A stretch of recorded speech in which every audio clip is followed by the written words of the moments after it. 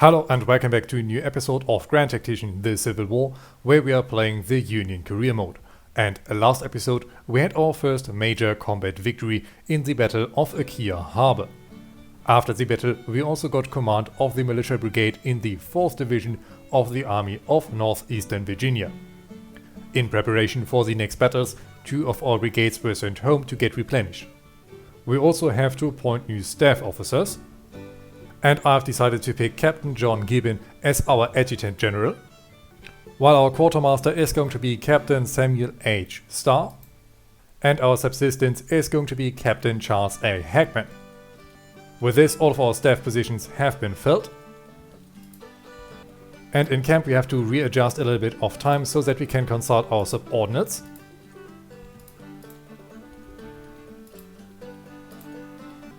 And if possible, I also want to spend a little bit more time on planning with our staff. With this, I hope that everything is up to order in our camp, but we will have to revisit in short time anyway. Right now, a huge portion of the Union Army is focused around the Fredericksburg area, while there's simultaneously a massive battle raging around Fairfax again. And it looks like the Confederates might win this one. Let's find out if we are coming up to 8 or if we are going to pursue our fleeing enemies. We can see that the 3rd Division is moving north while our men are currently still in camp. The men seem to be exhausted and unable to move. Yes, our readiness is completely down, meaning that we quite possibly cannot engage, and this battle is now going on for 3 or 4 days.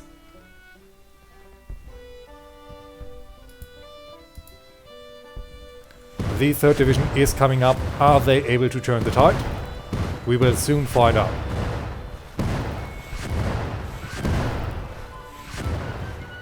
The 3rd Division has 5,400 men under their command. They have 15 artillery pieces. And this fight is still raging on. We have the Army of the Potomac over here with a couple divisions, and we have the 2nd Division of the Army of the Potomac holding back. And unfortunately the 3rd Division wasn't able to reach the battle in time.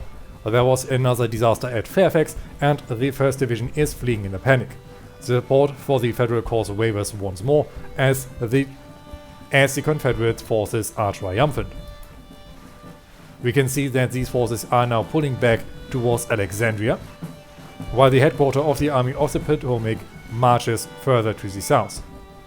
3rd Division is now isolated, but I'm sure that the Confederate army has suffered terribly. And we have also been informed about a siege of Arley. Let's have a look how this situation is looking. The 3rd Division is getting besieged by Polk's division. Polk has over 15,000 soldiers, while the 3rd Division has about 9,000, meaning that they will need support, and that quickly. For now, I'm going to speed up and come back to you as soon as something interesting happens. And there are more bad news. We're building up a supply depot, but currently our soldiers are suffering from low ammunition and low food supplies, meaning that our soldiers are very unhappy. Soon the supply depot is going to be up. It is going to take 3 days, and unfortunately this port over here is blocked, otherwise we could get supply. Maybe we are able to capture the Akia garrison and capture an important fort in the front of Fredericksburg. And the 3rd Division has come to our aid. Unfortunately, it looks like the Confederates are also on the move. We have some help in Alexandria, and maybe we could pincer them down. But if we don't move soon, they might trap us deep in Southern territory.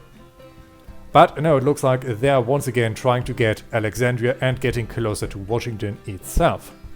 Over here the 3rd Division is still suffering, and it looks like they might also be driven back as they're getting more and more casualties.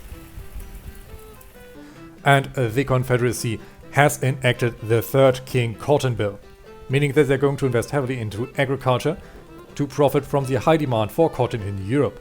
This means that the plantations are expanding. This of course also extends the demand for the Confederacy for slave labor.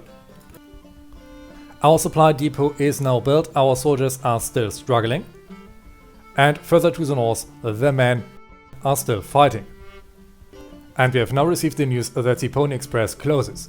The transcontinental mail service is over as the telegraph replaces riders. This is a massive financial failure for all the investors in this company, as only 35,000 letters have been delivered. And I would love to see our soldiers moving, but our soldiers are still not ready to do so. In the meantime, the battle for Alexandria is still raging on. To make sure that we soon have some money to spend, I'm going to go on another fundraising tour. This will give us the funds needed to buy some supplies for our starving soldiers. Unfortunately, right now there's nothing really that we can do for them, and it would be wise to retreat north. And we are now informed about a glorious victory at the Battle of Aldi. Pork's division is fleeing in a panic and the support for the rebel cause wavers. These are brilliant news, as this is going to free up some forces to focus on the battlefield around Washington.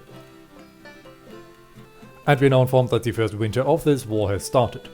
During winter, temperatures are generally low and rain turns road to mud. In the northern part of the continent, snow and ice will further complicate things. Military operations and logistics become difficult as movement is hampered, foraging is limited, and soldiers suffer from disease due to cold if not properly sheltered. Armies will automatically go to winter quarters to shelter from the elements if no movement orders are given. Readiness increases slower, supply situation becomes more difficult, and order delays are longer. As operations will most likely cease, it's advisable to use the wintertime to rest, refit and replenish units and yourself before eventual start of spring campaign season.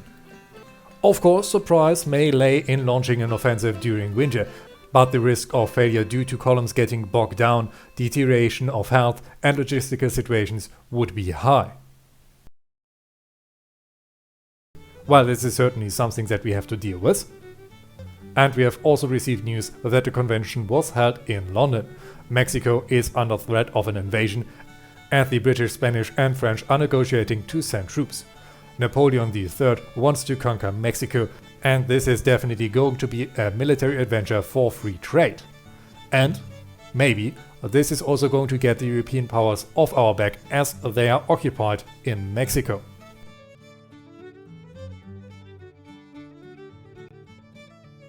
For now, let's have a look on our army.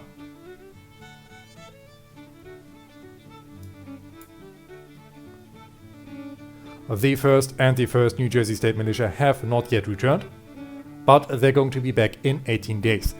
Once they're back, our other 2 regiments are going to get home to get replenished. Further to the north, the siege of Alexandria is still going on. Currently, we have a 44% chance of victory in this engagement. And the United States have enacted the first funding policy.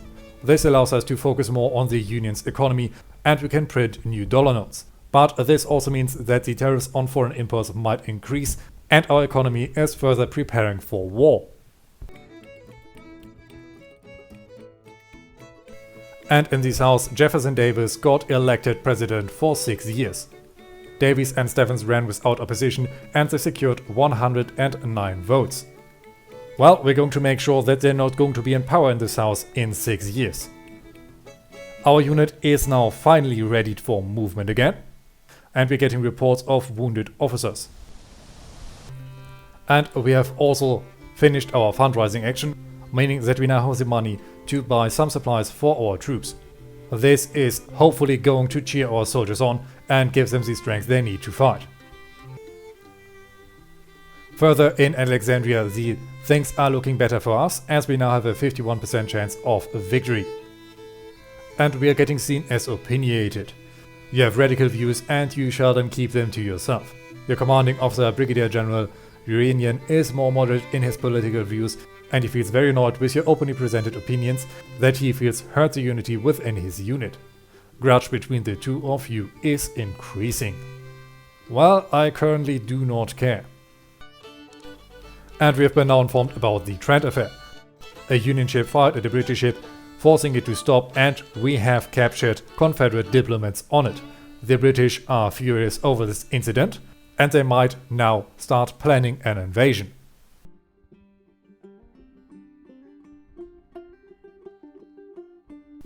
And while we are still sitting idle, we have been informed about a glorious victory at Alexandria. The army of the peninsula is fleeing in a panic, and the support for the rebel cause wavers. It is good to see that this long siege is finally over.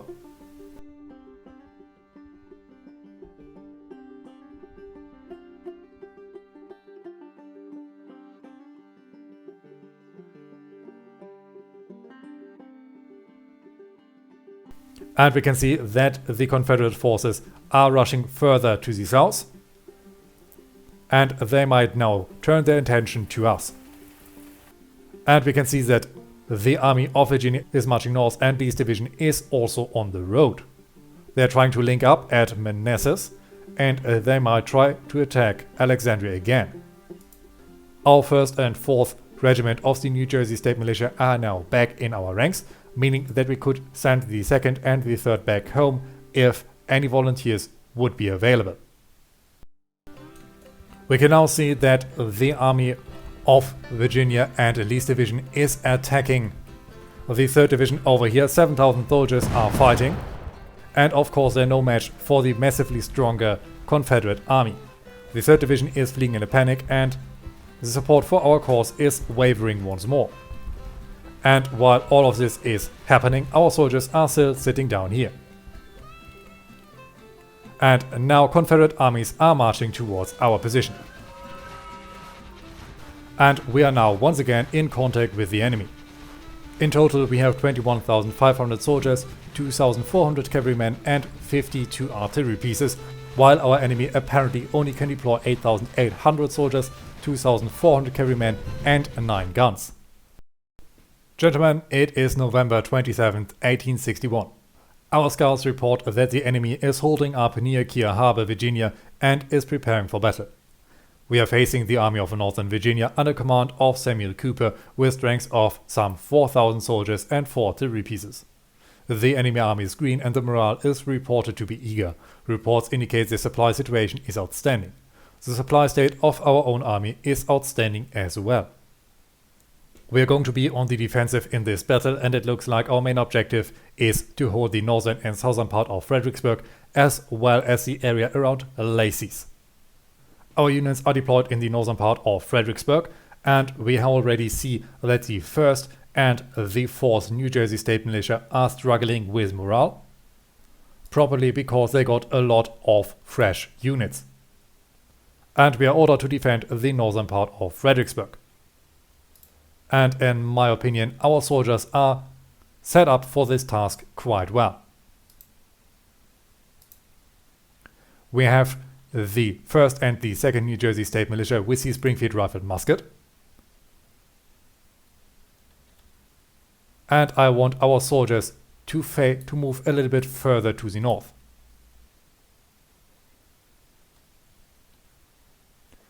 And the first parts of the Confederate forces are about to make contact, and we are now ordered to move forward.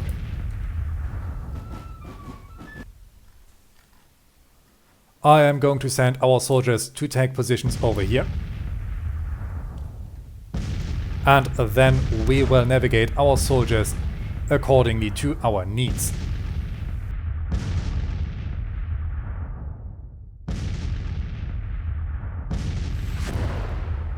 Currently we have Smith Jr.'s detachment out, and the 11th Virginia Cavalry is out here together with the 21st Virginia.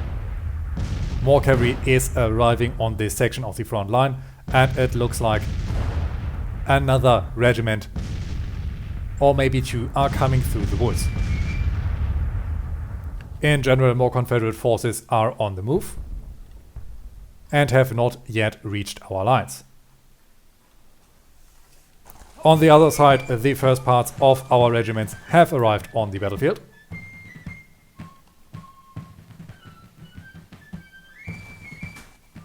And I think I want our 1st New Jersey State Militia Regiment over on this section to take position over here. If they start to attack, we have an easy time beating the enemy back. The 4th New Jersey State Militia is going to guard their flank, even though I don't think that anyone is going to break through there.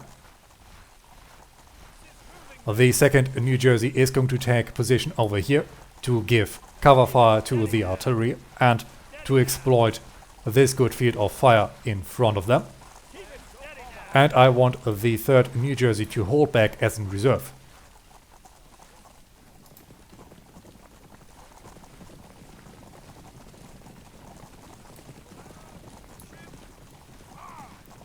Our HQ is going to set up behind our soldiers to make sure that nothing is going to slip. And over here we can see that the Union cavalry started to charge the enemy. And the first Confederate units are already pulling back.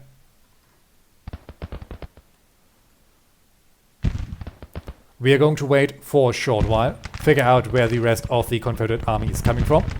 Yes, they are all coming from this direction. We cannot see any more Confederate units on the march, meaning that we have to get into action if we also want to get a taste of combat. I want our soldiers to deploy over here. This should give us the option to get into the enemy flank.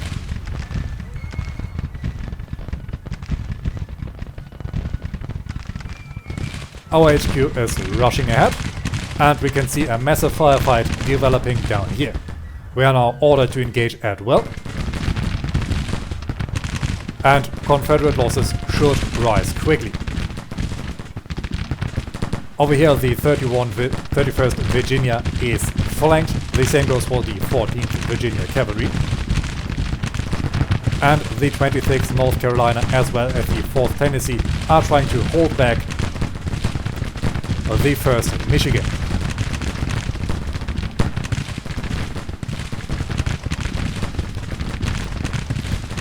And the 1st New Jersey State Militia is about to arrive on the battlefield. We need to find a good spot for them.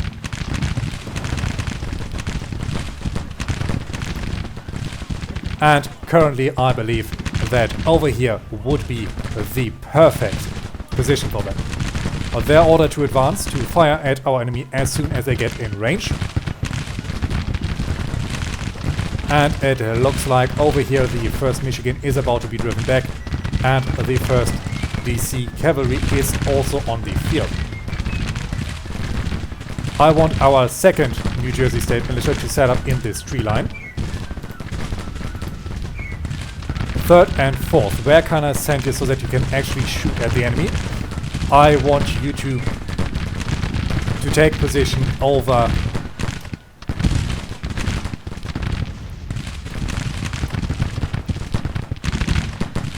in this section, if I can find them again.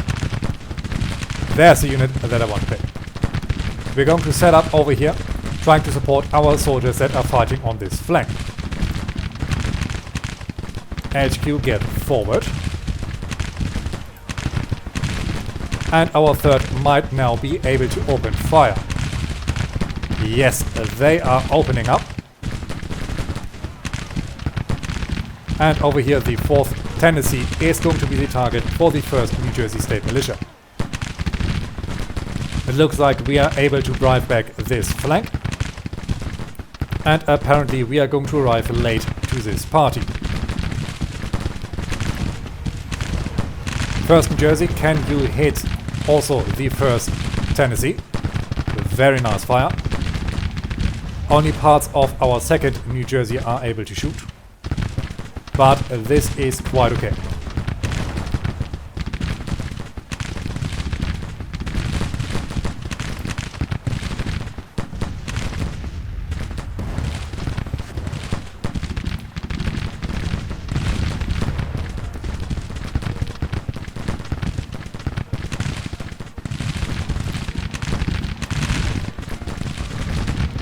Let's get these soldiers forward, and let's try to swing this flank around as well. And we have to take a quick look on the battlefield if the enemy is receiving more reinforcements. Yes, it looks like the next attack wave of the enemy is marching up, but we still have a lot of time. I assume that they're also going to march down the Telegraph Road, meaning that it would be wise to get these soldiers back.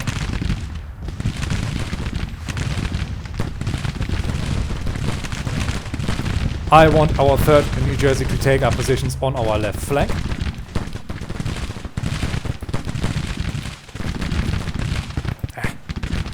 And the 4th to set up over here.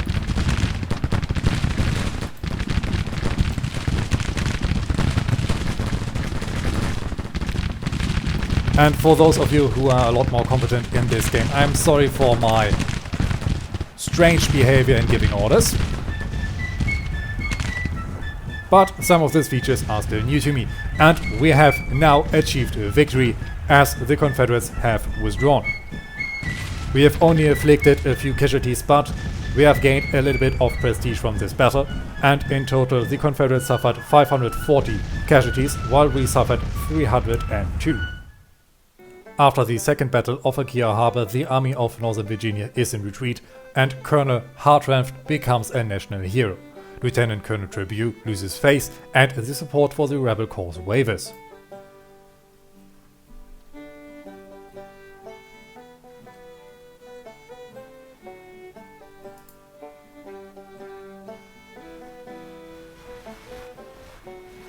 And after this we can see that Porterfield's division only has about 1,700 soldiers left, and the army of Northern Virginia only has about 4,000 soldiers.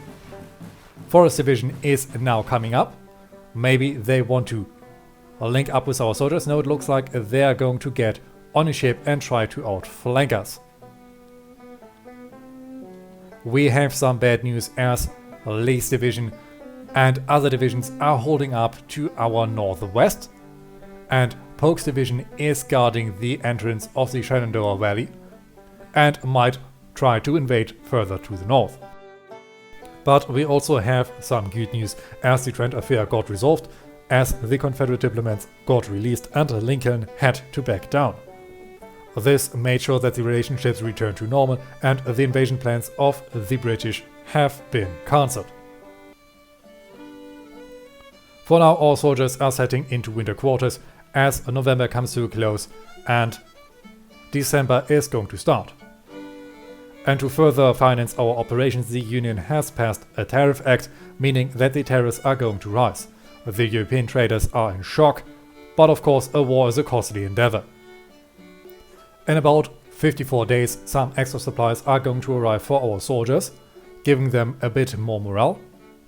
And to make sure that our colonel is adequately armed, I've decided to buy him the Webley Longspur. And we have been informed about a naval engagement. The Hampton Roads Squadron and the James River Squadron apparently try to break through the Union blockade. And we can see that they're having some success, but they're also taking heavy casualties. The CSS Robert E. Lee is down to 95% of their health, and many others have been sunk. If this is not going to be a major naval victory for our side, I don't know what is going to be it.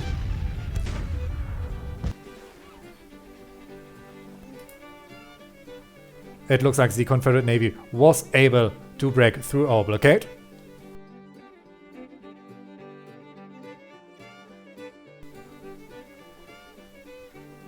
But this is going to be at a devastating cost. And we can see that the army of the peninsula is trying again to attack our soldiers. Lee's division is also back in the action, with many more forces coming up. Lee's division has about 11,000 soldiers. And currently we are unable to see how many more soldiers are on the way. Well, let's hope that our comrades in Alexandria are prepared for this fight.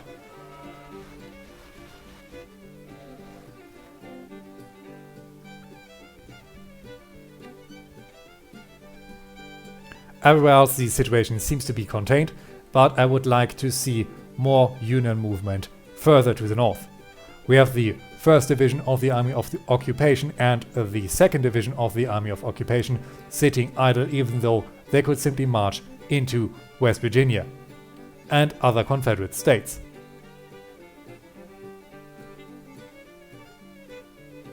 Our men are still sitting at winter quarters, even though we could try to capture the Akira garrison because they only have 64 men in the fort.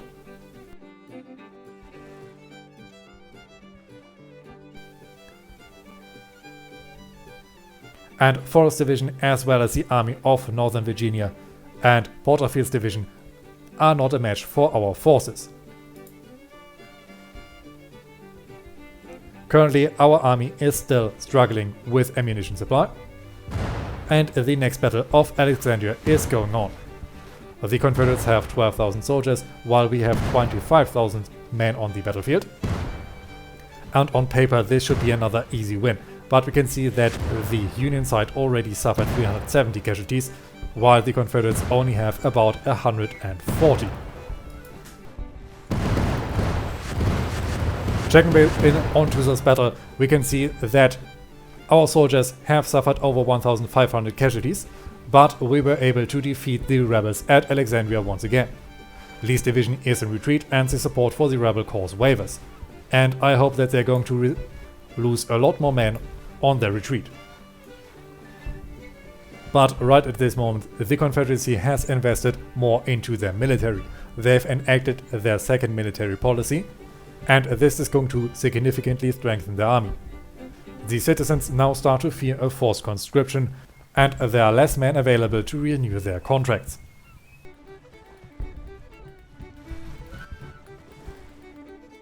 And we have now also started to besiege the fort of Akia Landing. Unfortunately, we are unable to order a siege, or at least we cannot play a siege, and we have already suffered 100 casualties, even though there are only 51 men guarding this fort. Further to the north, we can see that the rebel armies have retreated and they have decided to duck in. With our forces stuck in a siege and with movement stopped across the entire front line, I think it is a good time to look at the general situation. The national morale and national support for the Confederate armies is still higher than for our forces, and Major General George Cadwalader is now in command of all Union armies. The Confederate armies are now led by General P.G.T. Beauregard, and the Union now fields over 92,000 soldiers, while the Confederacy has mustered about 66,000. The Confederates have still won a couple more battles than us, and they've inflicted a lot more casualties. But as we can see, their economy is starting to struggle significantly, especially now during the winter. And when we take a look on the front lines, we can see that we made some ground around the Fredericksburg area. But right now, supply could be hardened as the Confederacy controls this vital road connecting our forces. The bulk of the Confederate army is still trying to besiege Alexandria and to threaten Washington, while other parts are trying to protect our advance against Fredericksburg. Over here, the army of the Shenandoah and I believe Lee's division are holding this line in the Confederate rear open. While the army of the Shenandoah and Polk's division are guarding the Shenandoah Valley and threaten our industrial heartland. And I hope that this front line gets strengthened soon, as right now only the 3rd Division is in the area to hold them back. And further to the northwest, the Army of Occupation under Major General George B. McClellan is standing idle and doing nothing. But this is going to be it for this episode. I hope you've enjoyed it, and until we meet again, I wish you all a great time.